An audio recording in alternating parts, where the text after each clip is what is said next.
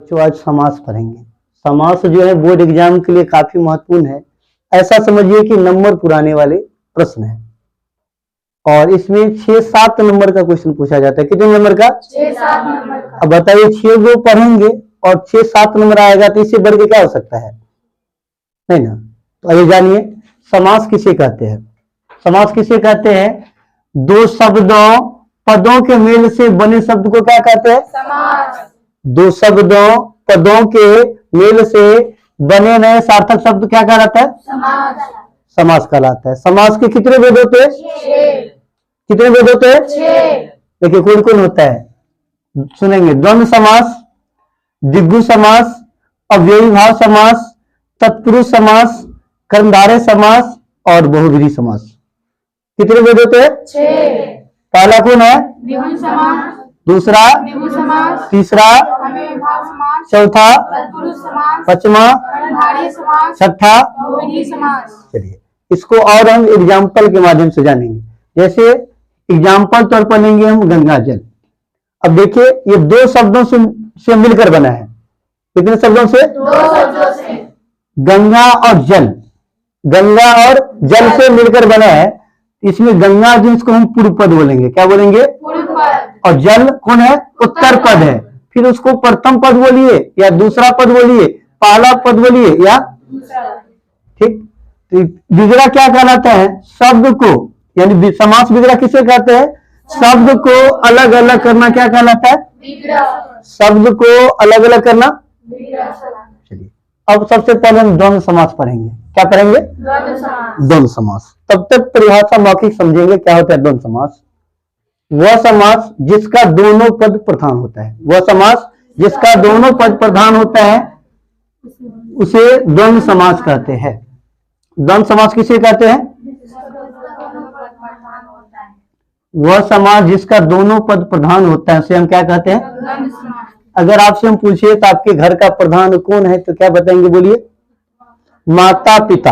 आपके घर का प्रधान कौन है? माता पिता। नहीं, आपके घर का प्रधान है माता पिता। प्रधान का मतलब होता है मुख्य, प्रमुख जिसको कहते हैं।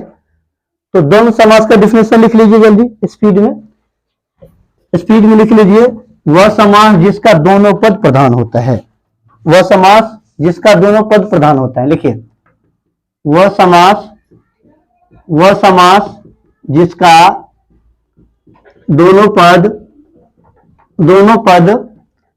प्रधान होता है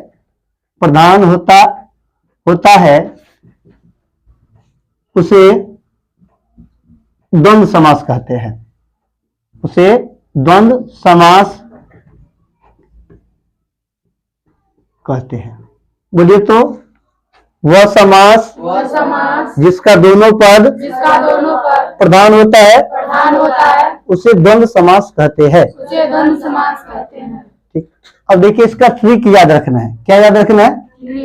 अब देखिए इसका ट्रिक होता है, दोनों शब्द एक दूसरे का उल्टा होता है। दोनों शब्द एक दूसरे का दोनों शब्द एक दूसरे का क्या होता है? उल्टा होता है। तो उल्टा आप लोग जानते हैं, उल्टा जानते हैं, विलोम जानते हैं ना। बस ये याद रखना है। अब देखिए विलोम सब हजारों आप लोग जानते हैं। जो एक दूसरे को उल्टा होता है कौन समास होता है? द्वंद्व समास। अब मान लिया जो एक दूसरे को उल्टा नहीं होगा तो हम क्या करेंगे? एक ही बार ब्रह्माशास्त्र चलेंगे। क्या चलेंगे? तो नोट समझ लीजिए। क्या समझना है? लिखना है इसे विग्रह करने पर क्या आएगा? एवं और आता है। क्या आता है? और आता है। विग्रह करने पर क्या आता है? अब देखिए विग्रह करने पर एवं आ जाए और आ जाए तब को क्या समझना है?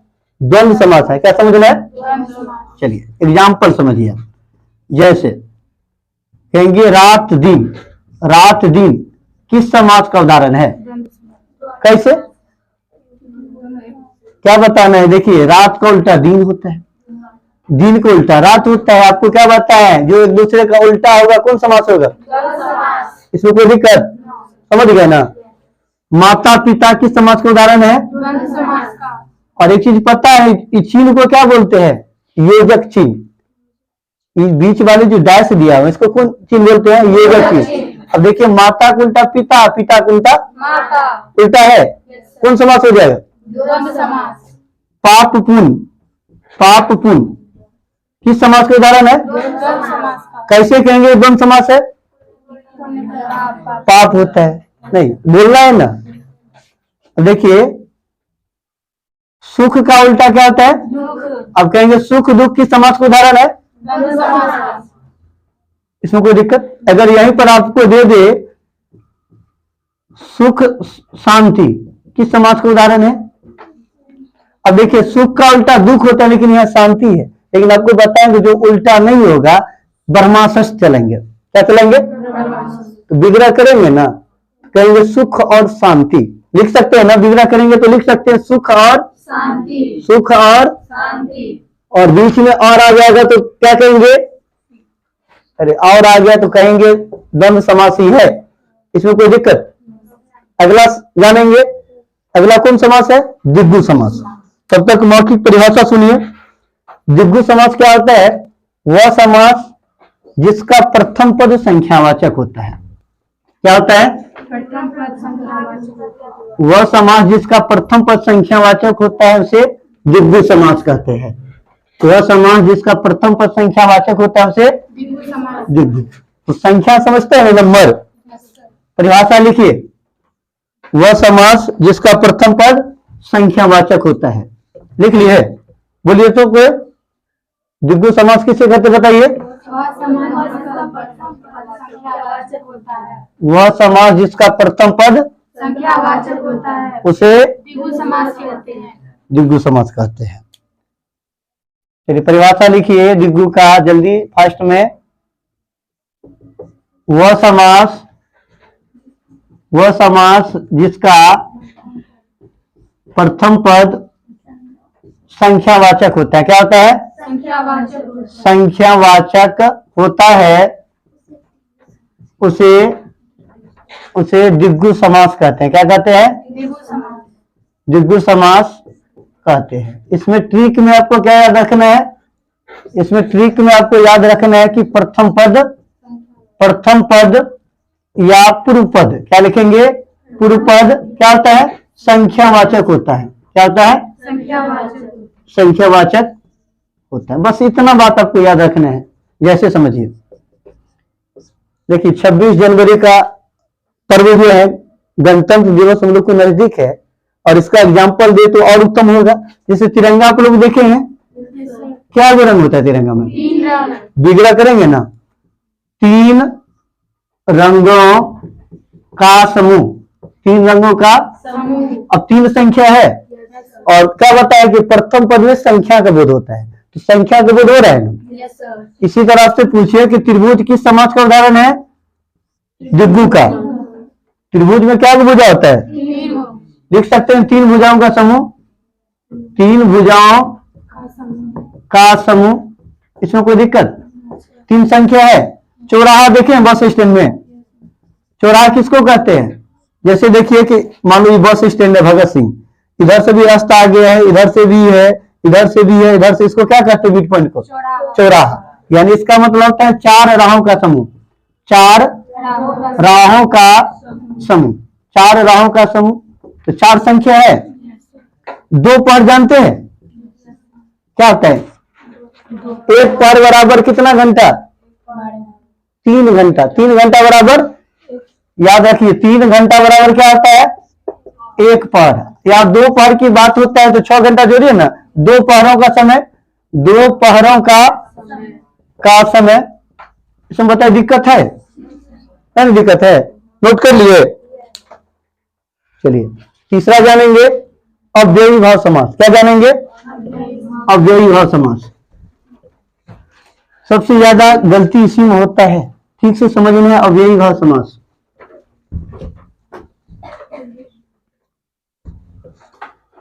तीसरा जानिए अव्ययी भाव समास। इसमें होता है वह समास जिसका प्रथम पद प्रधान तथा अव्यय होता है। वह समास जिसका प्रथम पद प्रधान तथा अव्यय होता है उसे अव्ययी भाव समास कहते हैं। अव्ययी भाव समास साथ साथ लिखिए वह समास जिसका प्रथम पद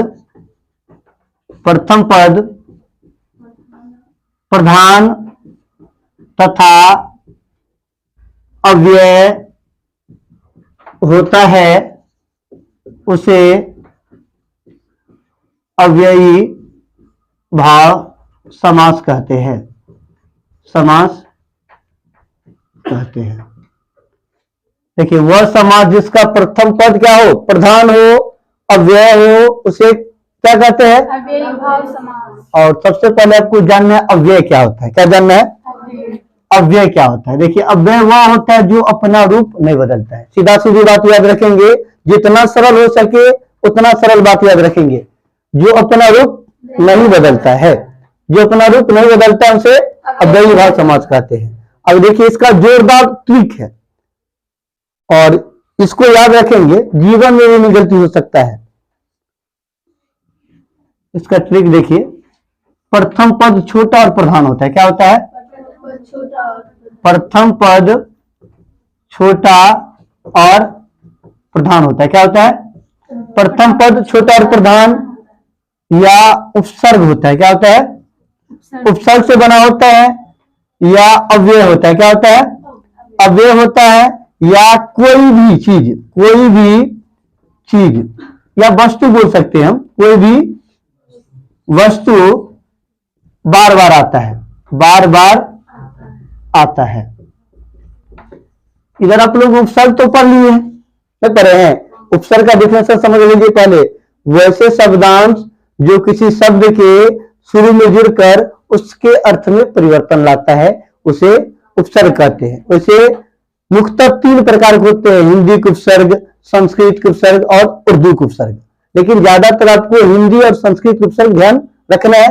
जैसे हिंदी का जो उपसर्ग होता है, हिंदी के उपसर्ग की संख्या 19 है, संस्कृत के कितना है, 22। कितना है, 22। कितना है, 22 है। और कुछ उपसर्ग शब्द आपको बता देते क्योंकि बनाने में दिक्कत नहीं होनी चाहिए। जैसे प्र है, प्रति है, अधि है, अनु है। इसी तरह उपसर्ग शब्द जैसे आ है, उपसर्ग शब्द है। इस उपसर्ग शब्द में क्या करते हैं, इसको शुरू में जोड़ करके कोई शब्द बनाते हैं। जैसे प्र है तो प्र से प्रकाश बना लेंगे। पूछेंगे ना प्रकाश में कौन सा उपसर्ग लगा है, शुरू वाले देखेंगे प्र लगा हुआ है। प्रभात बना लेंगे, प्रणाम बना लेंगे। पूछेंगे प्रभात में कौन सा उपसर्ग लगा है, प्र लगा है। इसी तरह देखिए प्रति है तो प्रतिज्ञा लिख सकते हैं, प्रतिदिन लिख सकते हैं।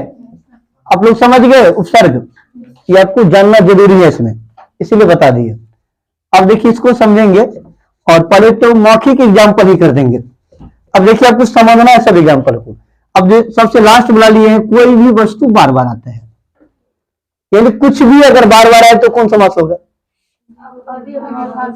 जैसे दिनों दिन किस समास का उदाहरण है, यानी दिनों दिन का मतलब दिन दिन आ रहा है, यानी दिन ही दिन आ रहा है तो बार बार आ रहा है ना, कौन समास हो जाएगा।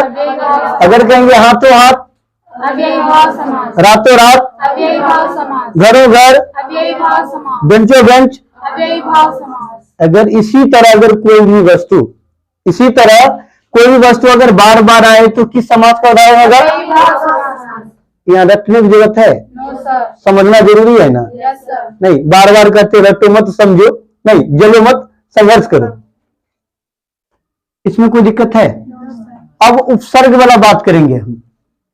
देखिए जो उपसर्ग से बना होता है, उपसर्ग से बना हुआ कोई भी अगर शब्द है कौन समास होगा। अव्ययी भाव, जो से बोलिए ना, उपसर्ग से बना हुआ शब्द कौन समास होगा। और अव्यय बताया कि अव्यय जो होता है जो अपना रूप नहीं बदलता है। तो अव्यय वाला में यथा से रिलेटेड आप ध्यान रखिए, ज्यादातर यथा से रिलेटेड भी पूछा जाता है। अब एग्जाम्पल थोड़ा समझ लीजिए। जैसे देखिए यथा संभव, यथा, अब देखिए यथा संभव, देखिए पहला ट्रिक जो दिया है तो प्रथम पद छोटा और प्रधान की बात की है। तो यथा संभव देखिए, यथा और संभव छोटा कौन है बताइए। यथा छोटा है, इसमें यथा छोटा है। क्या है, यथा छोटा हो जाएगा तो फिर और कुछ करने की बात है नहीं। ये क्या है, छोटा भी है और अव्यय भी है। क्या है, इसमें कोई दिक्कत? इसी से पूछा जा सकता है यथाशक्ति, यथाशक्ति। अब देखिए यथा और शक्ति, देखिए यथा छोटा है यस सर, और अव्यय है, यस सर, इसमें कोई दिक्कत? नो सर, अब कहेंगे आजन्म किस समास का उदाहरण है? आजन्म। देखिए आजन्म अव्ययी भाव के उदाहरण है, लेकिन कैसे मानेंगे? आ देखिए उपसर्ग है, क्या है? आ उपसर्ग है, तो उपसर्ग से बना हुआ शब्द क्या होता है? अव्ययभाव समास, इसी पर ले लेंगे प्रतिदिन किस समास का उदाहरण है? अव्ययी भाव का है। क्यों? प्रति उपसर्ग है, उपसर्ग से बना हुआ है। नहीं, अब इसे रिलेटेड दिनों दिन किस समास का उदाहरण है? यहाँ दिन बार बार आ रहे हैं ना, रातों रात, अव्ययभाव समास, बातों बात, अव्ययभाव समास, खेतों खेत, अव्ययभाव, घरों घर। अव्ययभाव समास, इसमें बताइए दिक्कत है? नो सर, एक बार भी समझ सकता है ना सब? यस सर, नहीं। इसके बाद बताएंगे आपको तत्पुरुष समास। कौन बताएंगे? तत्पुरुष समास, तत्पुरुष समास का परिभाषा होता है, ध्यान से सुनिए, वह समास जिसका दूसरा पद प्रधान होता है, वह समास जिसका दूसरा पद प्रधान होता है, उसे तत्पुरुष समास कहते हैं। रिपीट कीजिए तो, वह समास जिसका दूसरा पद प्रधान होता है उसे हम तत्पुरुष समास कहते हैं।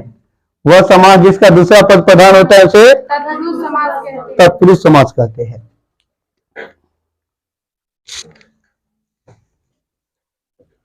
लिख रहे हैं परिभाषा? ठीक है, बोलेंगे नहीं ना? नो सर, नहीं सर। परिभाषा लिखिए, तत्पुरुष समास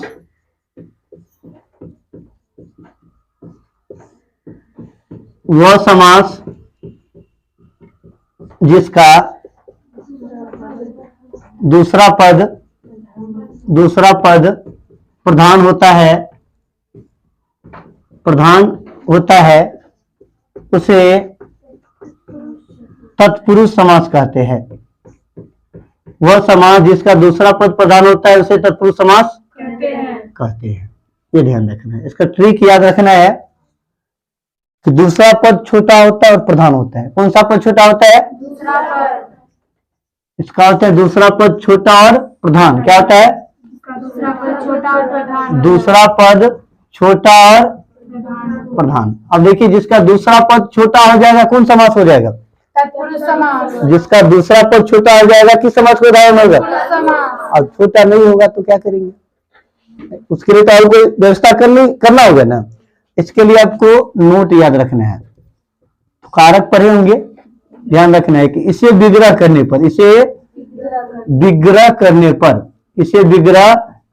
पर कारक चिन्ह आता है। क्या आता है? कारक चिन्ह, कारक चिन्ह तो जानते हैं ना, कोई भी कारक चिन्ह आ जाएगा तो समझ लेना है कि तत्पुरुष समास ही है। कारक चिन्ह आता है। क्या आता है? कारक चिन्ह आता है। जैसे ध्यान देंगे, जैसे गंगा जल का एग्जाम्पल तभी हम लिए थे नहीं। अब यहां समझिए गंगा जल। अब देखिए एक गंगा है, दूसरा जल। छोटा कौन है देख करके बताइए?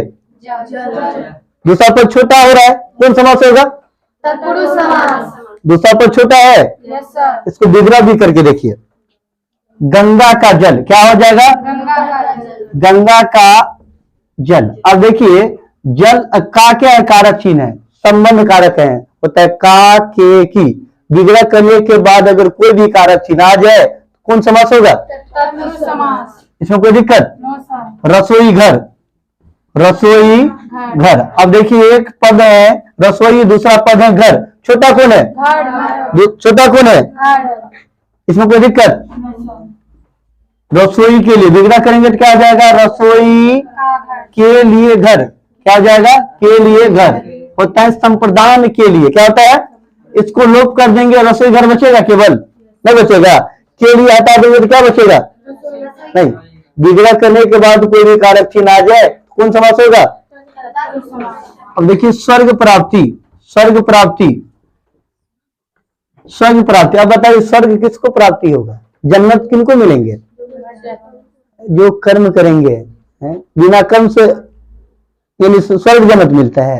यानी होता है स्वर्ग को प्राप्ति कर्ता ने कर्म को होता है, जो कर्म करेंगे उन्हीं को मिलेगा। तो स्वर्ग विग्रह करेंगे तो क्या हो जाएगा?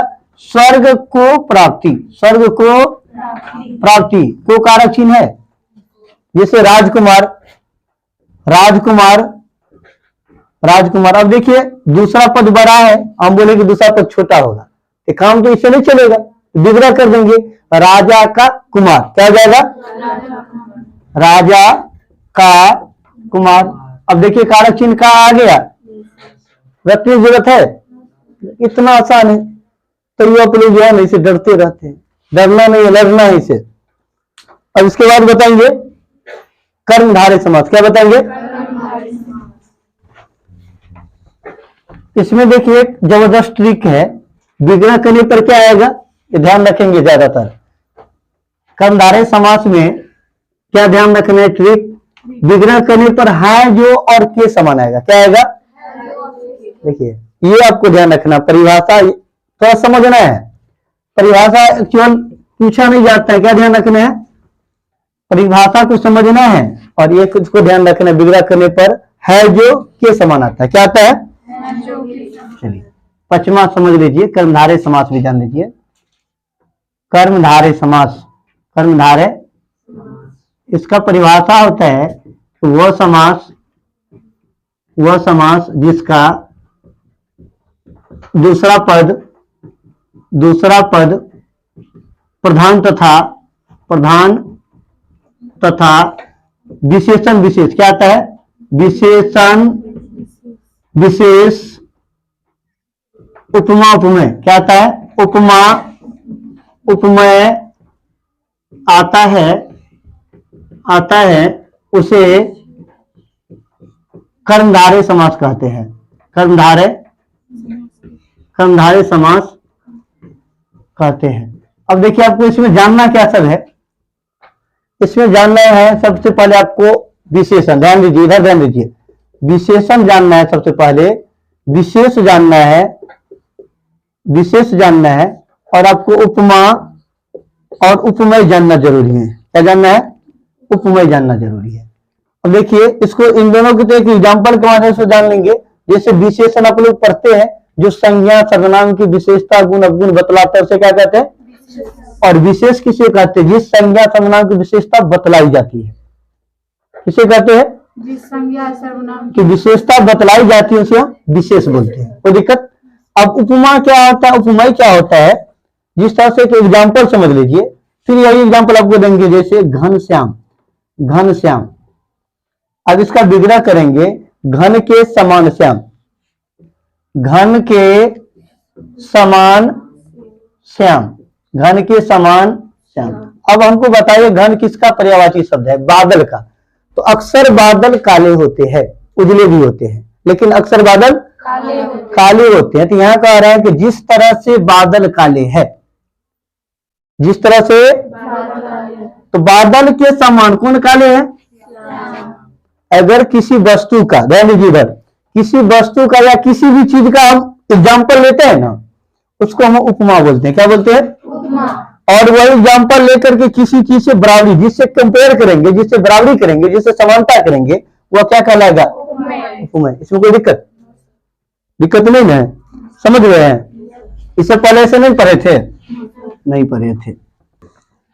देखिए एग्जाम्पल जानते हैं और आप लोग उपमा उपमेय समझ गए। इसमें बताया है कि अगर किसी व्यक्ति, वस्तु या किसी भी चीज का उदाहरण लेंगे तो वो उपमा होता है। वही उपमा लेकर के एग्जाम्पल लेके जिससे बराबरी करेंगे तो क्या हो जाएगा? उपमेय हो जाएगा। एग्जाम्पल समझिए, जैसे देखिए कर कमल, कर कमल। इससे पहले ट्रिक आप लिख लीजिए। क्या लिखना है? ट्रिक छोड़ दी है, ये लिखना जरूरी है। देखिए इसमें क्या होता है ट्रिक में, इसे विग्रह करने पर, इसे विग्रह करने पर क्या आता है जो आता है। क्या आता है जो और के समान आता है। क्या आता है जो और के समान आता है। क्या आता है? के समान आता है। तो ये दो बात आप ध्यान रखेंगे, ये दो बात आप ध्यान रखेंगे, है जो या के समान। है जो और के समान छाप लीजिए। जैसे आप जानिए कर कमल, कर कमल। अब देखिए विग्रह करेंगे, कमल के समान कर। क्या होगा? कमल के समान कर, कमल के समान कर। अब देखिए, कमल आप लोग जानते हैं पुष्प है, फूल है, यानी काफी कोमल होता है। और कह रहे हैं कि जिस तरह से कमल कोमल है, तो कमल के समान क्या, कर का मतलब हाथ कोमल है, ये के समान आ रहा है? नहीं, जब भी देखेंगे विग्रह करने के बाद के समान आ रहा है तो ज्यादा सोचने की जरूरत नहीं, कर्मधारय समास में लगेंगे। जैसे मृग नयन, मृग नयन, विग्रह करेंगे मृग के समान नयन। क्या होगा? मृग के समान नयन। अब देखिए, मृग किसका पर्यायवाची शब्द है? हिरण के है। कह रहे हैं कि जिस तरह से हिरण की आंख है, जिस तरह से हिरण की आंख है, तो हिरण के आंख के समान मान लीजिए किसी व्यक्ति का आंख है, तो के समान हो रहा है? विग्रह करने पर के समान आ रहा है, इसमें कोई दिक्कत? देखिए, परमेश्वर, परमेश्वर किसे कहते हैं? जो ईश्वर से भी क्या होता है? परे होते हैं। परम है जो ईश्वर, क्या होता है? परम है जो ईश्वर, परम है जो ईश्वर। अब देखिए, विग्रह करने पर है जो आ गया। महात्मा, महात्मा। अब देखिए, जिनका आत्मा विशाल हो, किसके तरह? समुद्र की तरह। जिसका आत्मा समुद्र की तरह विशाल हो, यानी महान है जो आत्मा। क्या हो जाएगा? महान है जो आत्मा। महान है जो आत्मा। देखिए, है जो आ रहा है, इसका कमाल है जो और के समान का। और विशेषण आएगा तो विशेष साथ के लेके आएंगे, उपमा आएंगे तो उपमा के साथ लेके आएंगे। जल्दी नोट कीजिए, एक और है बाकी।